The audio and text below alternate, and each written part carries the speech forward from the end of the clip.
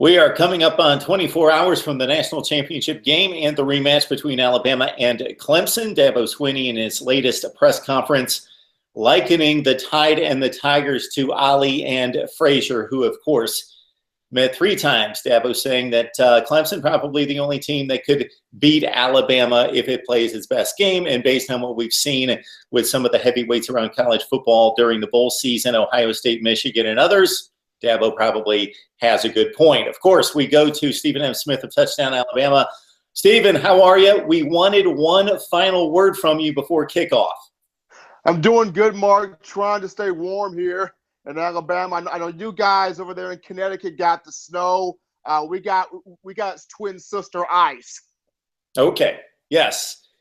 Because the winter weather seems to kind of hover on the freezing, but maybe not so freezing, that edge of 32 to 35 degrees. I remember from living in the South for a number of years, yeah, you deal with the ice more so than the snow. Hardly ever any snow, but some ice issues from time to time. You get the ice issues. You sometimes get the snow, the 1 to 2 inches, but it's more so ice. All right. So, of course, Lane Kiffin gives way to Steve Sarkisian, former USC head coach, Washington head coach, and a long history in offensive football. He will be the coordinator on Monday night. Gave a news conference as well. And, Stephen, your thoughts about Sarkisian, how he came across and what he had to say. I thought he was very energetic for his first press conference. Saban not always allowing the assistants to speak. He more so being the main talking head, but listening to what Coach Sark had to say about wanting to get more guys involved in the offense, understanding that he's worked with so many quarterbacks in the past, the Matt Leinarts, the Carson Palmers, John David Booty, Mark Sanchez, Cody Kessler, was able to work with a dual threat quarterback in Washington with Jake Locker. So very much so ready for the challenge and up for the challenge in molding Jalen Hurts and trying to communicate with him on the field. But he's taken it all in stride. He managed to mix in a lot of comic humor, understanding the good things he's done in his coaching career, some of the negative things he's done, and trying to mold it all into a pretty positive outlook. He was very appreciative of Saban and the staff for bringing him in and understanding his skill set and what he can provide to this program. I was very excited for what Coach Sark had to say, and he's ready to get these guys the ball and let them go out there and make plays.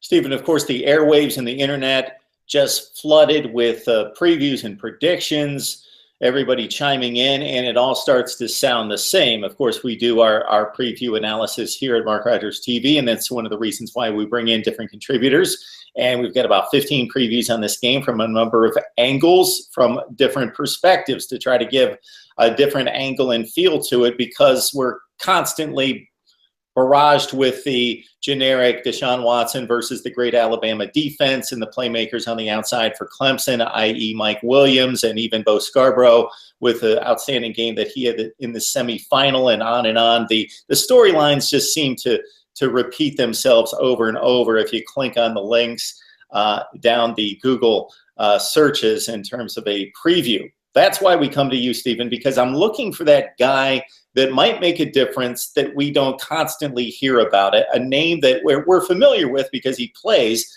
but at the same time not being constantly talked about, a guy that could make an impact.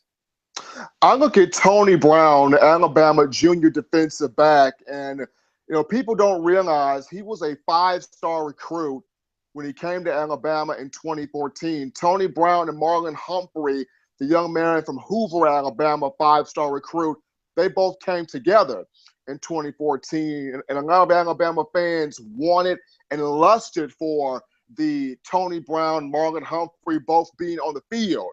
Of course, you and I, Mark, both know what happened. Minkah Fitzpatrick, this young man from Old Bridge, New Jersey, who just had a knack for being on the field and came in pushing everybody. And he was the one that got a lot of the spotlight versus Tony Brown. And Brown, of course, had some character issues early on in his career.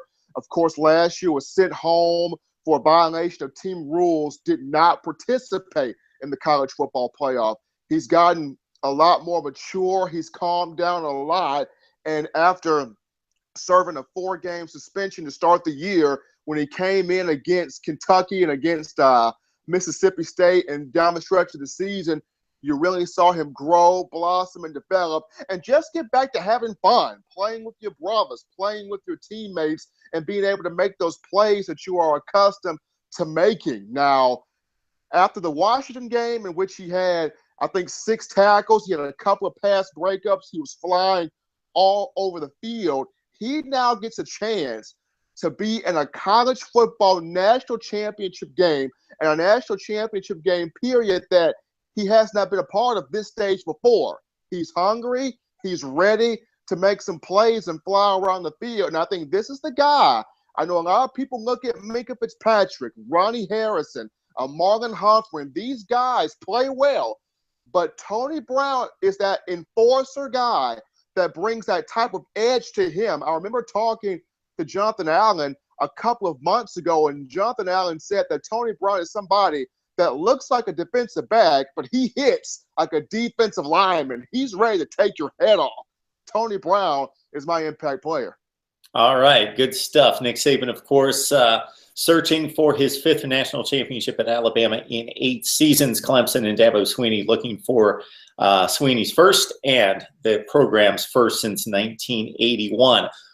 For more coverage and a prediction from Stephen M. Smith, you go to touchdownalabama.net and you find it right there. We are just about, a little over 24 hours to kick off. Needed to track you down, Stephen, one more time right here on Mark Rogers TV, sir. It's not hard to find me, Mark. It's definitely not hard to find me.